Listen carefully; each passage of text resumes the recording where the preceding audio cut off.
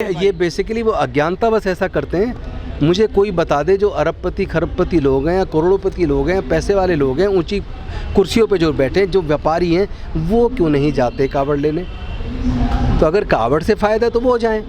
ये तो वो लोग जा रहे हैं जिसके पास भरपेट खाना नहीं है, बच्चे के पढ़ाई के लिए पैसा नहीं है, रोज़गार नहीं है, और जो पढ़ भी रहे हैं या रोज़गार छोटा मोटा कहीं फैक्ट्री में काम कर रहे हैं, वो 15 दिन अपने स्कूल से कॉलेज से पढ़ाई की छुट्टी लेते हैं, अपनी फैक्ट्री से कारखाने से नौकरी की छुट्टी लेते हैं, तो 5-6-10-8-10 हज़ार रुपया तो वैसे खर्च देते हैं, और जो उनकी तनख्वाह होती है वो 15-20 दिन की उनकी तनख्वाह मारी जाती है। तो पूरा केवल और केवल नुकसान है। अंधविश्वास पाखंडवाद से किसी का भला होने वाला नहीं है। मैं स्वयं पूरे देश में जाकर अपने लोगों को जागरूक कर रहा हूँ कि वो कावड़ लेने ना जाएं। ये कथावाचक अब चुनाव से पहले सब जगह कथावाचक आएंगे, कहीं पे कथावाचक अपनी कथा सुना रहे होंगे, कहीं पे नए नए धर्म गुरु संत महात्मा आएंगे और जागरण होंगे और बड़े बड़े भंडारे लगेंगे। ये सारा जो प्रायोजित उपक्रम होगा, ये सारा सत्ताधारी पार्टी की तरफ से होगा, ताकि वो लोगों को बरगला के उनकी वोट को चुरा सके और सत्ता को हासिल कर सके। तो मैं अपने लोगों से निवेदन करूंगा, इनके बरगलावे में न आए।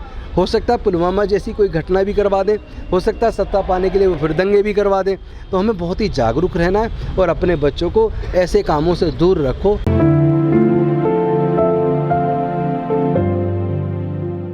कि भारत एक विविधताओं का देश है, जिसमें अनेकों प्रकार की संस्कृति, अनेकों भाषाएं, अनेकों धर्म और हजारों जातियां हैं, और सब लोग अपनी संस्कृति, अपनी उपासना, वो उनकी अपनी संविधान उनको इजाज़त देता है। तो जो लोग किसी खास एक धर्म का राष्ट्र बनाने की बात करते हैं, बेसिकली वो लोग देशद्रोही हैं।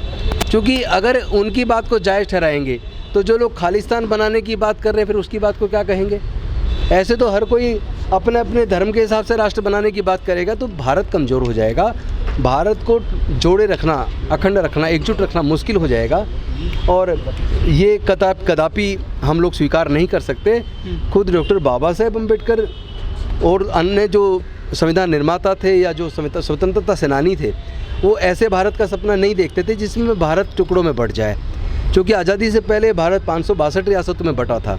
बाबा साहेब ने उसको पूरा एकजुट करके एक राष्ट्र के रूप में खड़ा किया और एक ऐसा संविधान दिया जिसमें तमाम विविधता, तमाम जाति धर्म के लोग, अलग अलग संस्कृति भाषा के लोग किस तरीके से एकजुट रह के भारत को मजबूत कर रहे थे। लेकिन ऐसे में कुछ नकली साधु संत जिस तरह भड़काऊ भाषण दे रहे हैं और मारकाट मचाने की बात कर रहे हैं, हिंदू राष्ट्र की बात कर रहे हैं, बेसिकली ये लोग देशद्रोही हैं। देश को तोड़ने की बात कर रहे हैं, और देश तोड़ने से ही नहीं बनेगा, देश जोड़ने से बनेगा। देश नफरत से नहीं बनेगा, देश प्यार से बढ़ेगा। समझता हूँ कि इसके लिए केंद्र की सरकार जिम्मेदार है और देश का न्यायालय जिम्मेदार है। जो भी लोग संविधान के खिलाफ बात करें, जो भी लोग देश के संविधान को तोड़ने की, जलाने की बात करते हैं या जलाते हैं, या संविधान बदलने की बात करते हैं, वो सब लोग कहीं ना कहीं भारत को राजतंत्र की तरफ ले जाने की और मनुस्मृति का शासन लाने की बात कर रहे हैं। लेकिन भारत के लोग इसको किसी कीमत पे स्वीकार नहीं करेंगे।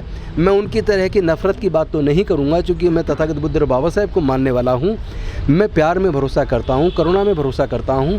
मेरा ये मानना है कि भारत को अगर मजबूत होना है, दुनिया के सामने विश्वगुरु बनना है, तो जैसे सम्राट अशोक के टाइम पर भारत विश्वगुरु था, तो भारत बुद्ध का देश था, उसी तरह बुद्ध का जो शांति और मानवता का संदेश है, दया ममता करुणा प्रज्ञाशील और मैत्री का जो संदेश है, उसको आत्मसात करेगा तो भारत मजबूत बनेगा। अन्यथा अगर इस तरह के नफ़रत पैदा करने वाले आके कैंप्स लगाएंगे, भाषण देंगे, कथाएं करेंगे, और भारत सरकार उनको गिरफ्तार करने की बजाय ऐसे लोगों की मदद करेगी, ऐसे लोगों को प्रोत्साहित करेगी, और कोर्ट ऐसे लोगों को जेल में डालने की बजाय खुला छोड़ देगी, तो निश्चित तौर पर भारत कमज़ोर होगा। सरकारें, ये कह लीजिए कि कुछ पार्टियां केवल सत्ता में बने रहने के लिए, चुनाव जीतने के लिए ऐसी गलत चीज़ों को प्रोत्साहित कर रही हैं, जिससे भारत कमज़ोर हो रहा है, जिससे भारत का गरीब और ज़्यादा गरीब हो रहा है, भारत में अशिक्षा बढ़ रही है, भारत में कुपोषण बढ़ रहा है, भारत में बेरोजगारी बढ़ रही है, और ये सरकारों के संरक्षण में हो रहा है, क्योंकि वो केवल सत्ता प्राप्त करने के लिए ऐसी चीज़ों को बढ़ा। फूल बरसाते हैं हेलीकॉप्टर से उत्तर प्रदेश में स्पेशली, ये तो उनको जो है काफ़ी मनोबल बढ़ता है युवाओं का। तो मैं ऐसे नेताओं से पूछना चाहता हूँ जो फूल बरसा रहे हैं, मैं कहता हूँ फूल ऐसे मत बरसाइए, आप उनको रोज़गार दीजिए, उनके बच्चों की पढ़ाई का इंतज़ाम कीजिए।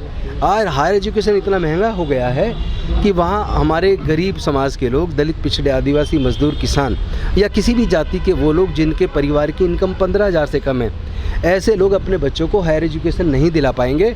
ये सरकारें ऐसे लोगों के बच्चों का गला घोटने का काम कर रही हैं, उनके रोज़गार छीनने का, उनको अंधविश्वास पखंडवाद में डालकर उनके वोट को डाका डालकर सत्ता में बना रहना चाहती हैं। लेकिन हमें अपने लोगों को जागरूक करना चाहिए। दलितों के नेता निशाने पर क्यों आजकल मनुवादियों की? देखिए, जब हम हज़ारों साल की गुलामी से निकल के बाबा साहब ने हमें रास्ता आगे बढ़ने का बनाया और उसकी वजह से थोड़ा हमारे जीवन में स्वाभिमान का जो जीवन हमें मिला, थोड़ी बहुत तरक्की होने लगी, ये उनको पच नहीं रही है। उनको लगता है जो हज़ारों साल तक हमारे गुलाम थे, हमारे सामने कुर्सी पे नहीं बैठ सकते थे, घर के सामने से चप्पल पहन के नहीं निकल सकते थे, हमारे कुएं पर चढ़ नहीं सकते थे, मंदिर में प्रवेश नहीं कर सकते थे। आज वो लोग बड़ी बड़ी कुर्सियों पे चले गए हैं और पढ़ाई के रास्ते खुलने से ज्ञान आ गया, ज्ञान से बोलने की ताकत आ गई, अच्छे बुरे का अंतर करना आ गया। तो वो जो अपने हक अधिकार की बात कर रहे हैं तो वो उनको चुभता है, वो उनको हम लोग दुश्मन की तरह नज़र आते हैं। वो हमारी हत्या करने की धमकी देते हैं, पैर काटने की धमकी देते हैं, मारने की धमकी देते हैं, गला काटने की धमकी देते हैं। लेकिन मैं स्पष्ट कर दूं, हम डरने वाले लोग नहीं है, चूँकि मरना सत्य है। लेकिन एक दिन सबको मरना है। बुद्ध ने कहा हर चीज़ अनित्य, जो आया है उसको जाना भी थे, तो मरना तो है। तो मरने के डर से हम अपने समाज के हक अधिकार की लड़ाई को नहीं छोड़ सकते। देखिए, हमारे अफसरों को ये मान लेना चाहिए कि उनका उत्पीड़न करने का वो कोई मौका नहीं चूकेंगे। ऐसे लोगों को डॉक्टर बाबा साहब अम्बेडकर के मार्ग पे चल के समाज को मजबूती देनी चाहिए और अपने अच्छे आचरण से वो लोग अपना कैरेक्टर बिल्डअप करें और डरने की किसी को कोई ज़रूरत नहीं है। हम सब लोग हैं उनके लिए लड़ने के लिए। एक मामला और सर, नोएडा में सर बौद्ध विहार है, उस पर काफ़ी लटका हुआ है, मतलब खतरा, वो किस तरह से सर पूरा वो मैं समझता हूँ हमारे लोगों की गलती है। इसमें कोई इसको आप दूसरे अदरवाइज़ ना लें। अगर हम कोई लैंड हमें मिलती है सरकार से, किसी शर्तों के साथ मिलती है और हमें उसका पैसा जमा करना है, तो हमें चाहे भीख मांगनी पड़ती, गली गली हमें चंदा इकट्ठा करना पड़ता, हमें टाइमली उसको जमा करना चाहिए था। अभी भी हमें वो पैसा इकट्ठा करके जमा करना चाहिए और सरकार से उस पर जो ब्याज लगा उसको माफ़ी के लिए आवेदन करना चाहिए। ये सरकारों की बदनीयती है और हमारी गलती है कि हम लोग यूनाइटेड तरीके से आगे नहीं बढ़ रहे हैं। टुकड़े टुकड़ों में संगठन बना के टुकड़े टुकड़ों में राजनीति कर रहे हैं। तो जब तक हम यूनाइट नहीं होंगे तब तक हमें हमारे हक मिलने वाले नहीं हैं। मैं पूरे देश में अपने लोगों का आह्वान कर रहा हूँ, आप किसी भी पार्टी में हैं, किसी भी संगठन में हैं, कम से कम कॉमन मुद्दों पर एकजुट हो जाइए। हम एकजुट होकर लड़ेंगे तो उसके बाद हमें ये नहीं मांगना पड़ेगा कि माइनॉरिटी कमीशन में हमारा मेंबर बनाओ। ये तो वो डर के, चूँकि उन्हें वोट की राजनीति की वजह से वो लोग डर के अपने आप आपको बना देंगे, उसकी चिंता करने की ज़रूरत नहीं है। ये जागरूकता ये जिसकी वजह से नफरती लोग हमारी गर्दन काटने की बात कर रहे हैं, इस बात का परिचायक है कि हमारा समाज जागरूक हो रहा है। हमारी बड़ी बड़ी सभाएं हो रही हैं, हमारे युवा युवतियां फेसबुक के माध्यम से, ट्विटर के माध्यम से खुलेआम अब न्याय की आवाज़ बुलंद कर रहे हैं, लड़ाई को लड़ रहे हैं। इसी से तंग आकर, परेशान होकर जातिवादी मानसिकता वाले लोग ये धमकियां दे रहे हैं। इससे डरने की ज़रूरत नहीं है। एकजुटता आ रही है, समाज मजबूती की तरफ बढ़ रहा है और आप लोग बस एकजुटता की अपील सबसे कीजिए। एक सवाल और सर, बिहार में जो है तेजस्वी यादव की सरकार है, डिप्टी सीएम है, लेकिन वहाँ उज्जवल यादव नामक युवक को थूक चटवाया गया है राजपूत युवकों के द्वारा। कैसा हिंदू राष्ट्र भी चटवाया गया, उनको मुंडन भी किया है, बाल भी काटे हैं। और एक मैं भी देख रहा था ट्विटर पे, हमारे समाज के एक व्यक्ति को जूती में पानी भी पिलाया गया है। पानी एक के कुएं से ले लेने पे की हत्या भी हुई है। तो इस तरह की घटना पूरे देश में लगातार चल रही हैं, बल्कि अब ऐसा लगता है जैसे बढ़ रही हैं। तो दो कारण हो सकते हैं बढ़ने के। एक तो ये कि पहले लोगों की नोटिस में ना, तो बहुजन सोशल मीडिया इतना एक्टिव हो गया है, उससे वो चीज़ पब्लिक की नज़र में आने लगी है। और दूसरा ये भी हो सकता है, जब आप जागरूक होते हैं और अपने हक अधिकार के लिए लड़ते हैं तो जातिवादी गुंडे वो उत्पीड़न बढ़ा देते हैं डराने के लिए। लेकिन हमारे लोग डरेंगे नहीं, हमारे लोग शांतिपूर्वक तरीके से बाबा साहब और बुद्ध के मार्ग पर चल के अपने अधिकार सुनिश्चित करेंगे। शुक्रिया।